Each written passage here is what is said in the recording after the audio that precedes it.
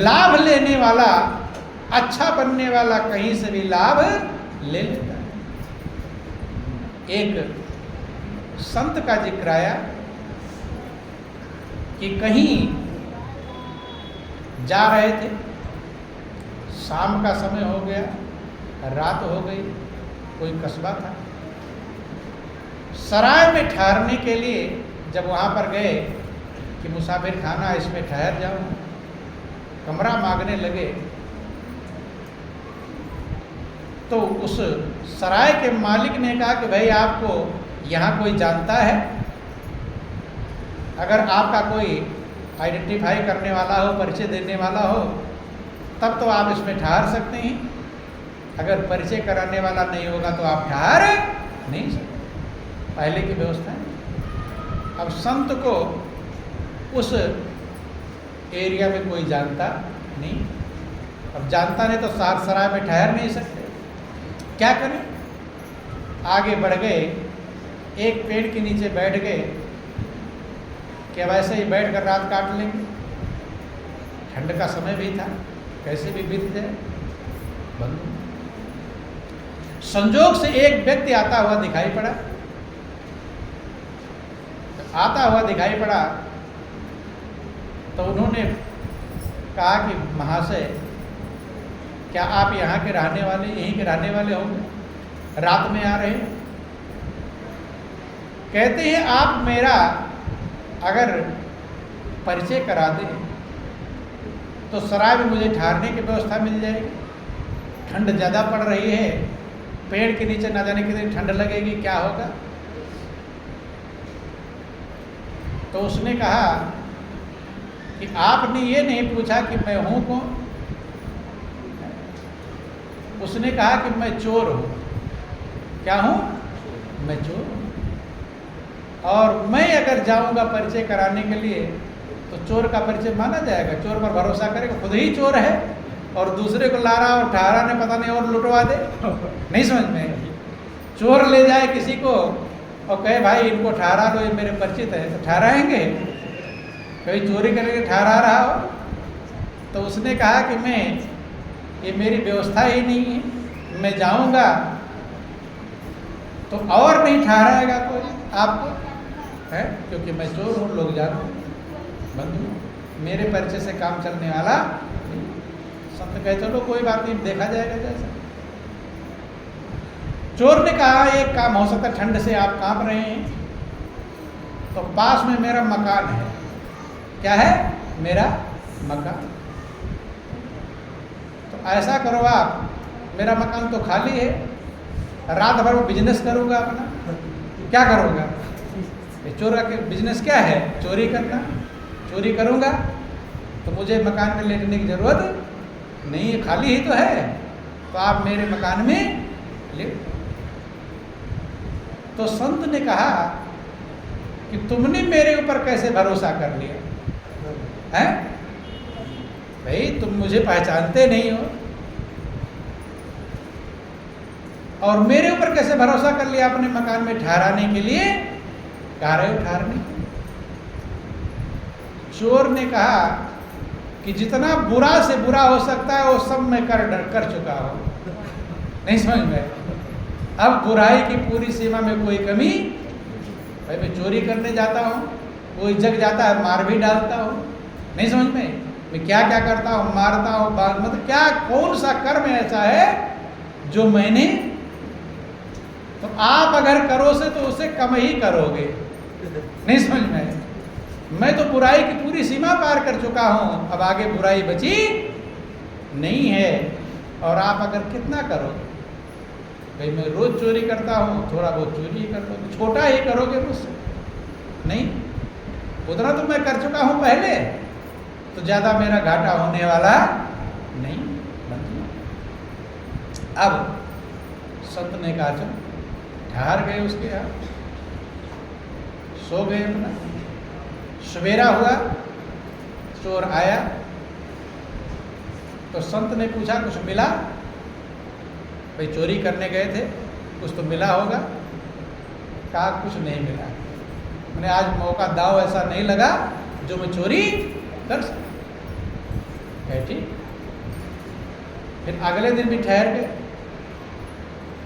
फिर चोर गया चोरी करने, चोर रोज डेली काम चोरी करने। फिर लौट कर आया, फिर पूछा कुछ मिला नहीं।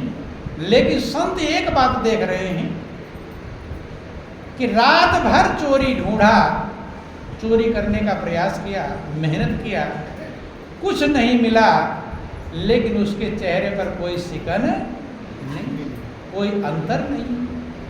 जब चोरी करने गया तब जैसा चेहरा था, और कुछ नहीं मिला, रात भर दौड़ा भटका, प्रयास किया होगा, सेध काटा, जो भी किया होगा, कुछ नहीं मिला, लेकिन उसकी सेहत पर कोई फर्क, जैसा चोरी करने गया था वैसा। रात भर परेशान हुआ।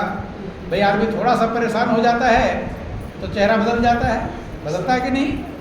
लेकिन वो रात भर परेशान रहा, लेकिन उसका चेहरा बदला जो। फिर पूछते कुछ नहीं मिला। संत एक चीज सोच रहे हैं कि इसके अंदर कोई परिवर्तन नहीं। 1 महीने ठहर गए उसके घर पर। कितने दिन? 1 महीने ठहर गए। जहाँ ठहरे तो सत्संग भी होगा, 2-4 बातें सुनाएंगे। रात में चोरी करता, चोरी की व्यवस्था करता, दिन में संत और दोनों मिलकर, क्या 2 ही थे, खाना पीना बनाते, थोड़ा चर्चा, कुछ तो देर तो खाना पीना खाकर फिर सोता, क्योंकि नाइट में ड्यूटी करना, नाइट ड्यूटी है उसकी, दिन में सोना भी पड़ता, खाना पीना खा के और नाइट ड्यूटी के लिए चला जाता रात में, फिर चोरी करनी। तो थोड़ा सत्संग का प्रभाव ध्यान देना। चोर जो है वो संत से शिक्षा ले रहा है, और संत किससे शिक्षा ले रहे हैं? चोर से शिक्षा ले। शिक्षा लेने वाला ले लेता कहीं से भी, और ना शिक्षा लेने वाला। संत विचार कर रहे हैं कि मेरा इतना समय हो गया, लेकिन कोई झंझट आया तो मेरे पर भी थोड़ा बहुत असर, चलो ज़्यादा नहीं, थोड़ा बहुत तो असर आता है। और ये चोर है, इसके चेहरे 30 दिन हो गया, 1 महीने बीत गए, और 1 महीने में कोई माल नहीं मिल पाया, चोरी नहीं कर पाया, मौका नहीं मिल पाया। कहीं कहीं पकड़ बताता कि आज तुम्हें पकड़ा जाते बच गया, आज तो एक लाठी लग गया, मतलब जो भी, तो ये सब तो खा लिया, पकड़ा जाते बच गया, लाठी बच गया, कहीं पकड़ कर गया, लोग पेड़ में बांध कर भी पीटे, कैसे भी छूट कर वहाँ से भाग। मतलब तमाम झंझट झेलने, माल तो मिला नहीं, और मार कुटाई और भी हुई, लेकिन उसके सेहत पर कोई फर्क नहीं। संत ने कहा तू बहुत बड़ा धन्य है, तू तो कह रहा था मैं बुराई की सीमा पार कर चुका हूँ, लेकिन तेरे अंदर अच्छाई की भी सीमा मौजूद है। सबके अंदर में बंधु अच्छाई भी मौजूद है और बुराई भी मौजूद है। कि सुमति कुमति सबके उर रही, ओ वेद पुराण संत यस कहीं। 7 वेद पुराण संत महापुरुष कहते हैं सबके अंदर सुमत भी है और कुमत बंधु। वो चोर 30 दिन में संत के संग से सत्संग पाकर धीरे धीरे, 30 दिन कुछ मिला नहीं, ये भी प्रभु की अजीबोगरीब व्यवस्था। संत समझाते थे क्या फायदा हुआ तुझे, डंडे भी खाया है, पकड़ते पकड़ते बचा, कहीं भागते कांटे में गिर गया, कांटे चुभ गए, कहीं चोट लग गया, लंगड़ाते हुए आ रहा है, नहीं समझ, तमाम सारी झंझट हो गई, लेकिन तुझे कुछ माल मिला नहीं। संत ने कहा कि मैं तुझे एक ऐसा रास्ता बता रहा हूं जहां घाटा नहीं, फायदा ही फायदा है। क्या है? फायदा, जहां कभी घाटा होता ही नहीं बंधु। क्या है? फायदा। यहां तो देख रहा हूं तेरा घाटा ही घाटा हो रहा, फायदा हुआ नहीं बंधु। चोर ने कहा वो कौन सी व्यवस्था है? तो उन्होंने कहा वो बिजनेस है प्रभु की भक्ति का। क्या है? प्रभु की भक्ति का। ऐ जग वालों, यह वह दर है जहाँ जीत ही जीत है, हार नहीं। जहाँ एक ही चीज जीत ही होती है, जहाँ हार वाला नाम नहीं बंधु। जहाँ आनंद ही आनंद है, शांति ही शांति। धर्मदास व्यापारी हुए, राजा धर्मदास हुए, उन्होंने कहा कि मैं ऐसा व्यापारी हूं, पूंजी ना टूटे नफा चौगुना। ऐसे व्यापार की पूंजी कभी टूटती नहीं, कभी घाटा होता नहीं, और फायदा चौगुना। 1-2% नहीं, दुनिया में परसेंट में फायदा होता है। लेकिन वो कह रहे हैं कि पूंजी ना टूटे, नफा चौगुना। पूंजी तो कभी टूटती नहीं, और नफा चौगुना, फायदा 4 गुना। परसेंटेज में नहीं फायदा होता, गुना में फायदा होता है। बनिज कियो हम बारी, और नाम पदार्थ लाद चले हो, धर्मदास व्यापारी। हम तो सत्य नाम व्यापारी, हम तो सत्य नाम व्यापारी। कौन सा व्यापार? सत्य नाम का, प्रभु के नाम का, जिसने व्यापार कर लिया, जिसने प्रभु के नाम के सहारे को पकड़ लिया। मीरा भी वही कहती है, दिन दिन बढ़त सवायो। क्या बढ़ता है? आनंद, शांति। क्या बढ़ता है? दिन दिन बढ़त सवायो। ये पूंजी ऐसी है, खर्च ना होवे, चोर ना लेवे। ध्यान देना, ये महापुरुषों ने क्यों कहा कि ताकि आप भी उधर चले जाओ। भैया आपको सबसे बड़ा झंझट क्या रहता है?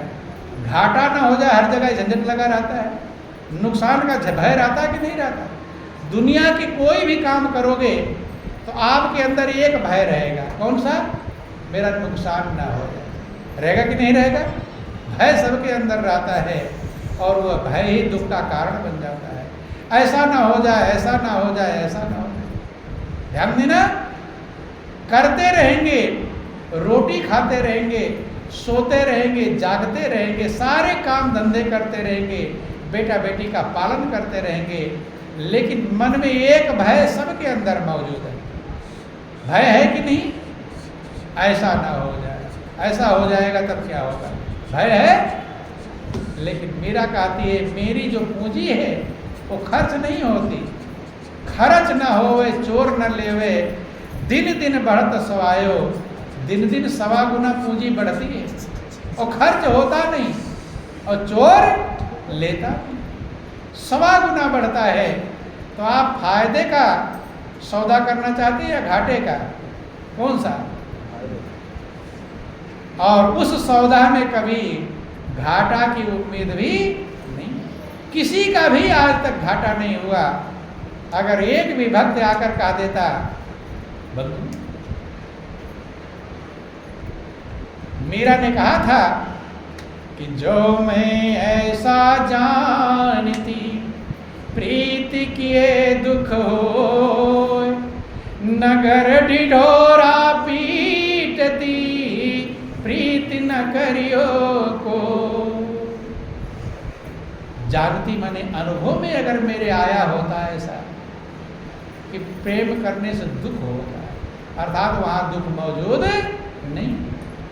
मैंने प्रभु से प्रीत किया, दिल लगाया, लव लगाया, और मुझे जरा सा भी पता चल जाता, क्योंकि पता चला ही नहीं, अनुभव में नहीं आया।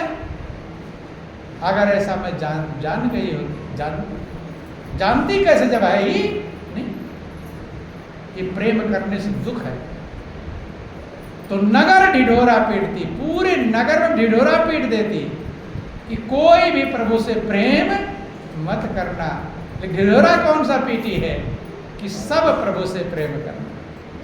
बंधु, मीरा कहती, सबके पिया परदेश बसत हैं, लिख लिख भेजे पाती, और मेरे पिया तो हृदय बसत हैं, ना कहूँ आती ना जाती।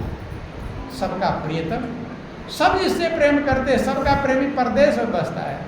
भय लगा रहेगा कहीं खतरा ना हो जाए, कहीं झंझट ना हो जाए कहीं। लेकिन मेरा प्रियतम, फोन करने की जरूरत नहीं है, पास ही रहता है। भय की जरूरत हृदय में रहता है, ना कहीं आने की जरूरत है और ना कहीं जाने की जरूरत। बंधुओं, इसलिए मीरा ने जो ढिढोरा पीटा, इसलिए ध्यान देना, जिसे भी प्रभु का प्रेम मिल गया, रस मिल गया, फायदा मिल गया, आनंद मिल गया, सबने ढिढोरा पीटा। पीटा कि नहीं पीटा? रुक नहीं पाया, लोगों को खबर देता रहा जब तक शरीर छोड़कर चला नहीं गया। और जाने के बाद भी 7 प्राण वेद लिखकर चले गए। नहीं समझ में? ये ढिढोरा ही है, ये डुग्गी है, मुनादी है, एडवर्टाइजमेंट है। जिन भक्तों ने प्रभु से प्रेम किया सबने प्रभु का एडवर्टाइजमेंट किया कि नहीं किया? गली गली जाकर और भूखे रह करके, प्यासे रह करके, लोगों के ताने सुन करके, अच्छे बुरे लोग कहते रहे, लेकिन ढिढोरा पीटने वालों ने ढिढोरा पीटना बंद किया। कुछ भी हो गया, सूलियों पे चढ़ गए, लेकिन प्रभु की महिमा का गुणगान करने में रुके नहीं, जानते उस आनंद को जान गए थे। छोटा सा भजन सभी लोग समझने का प्रयास करेंगे। बोलिए प्रेम से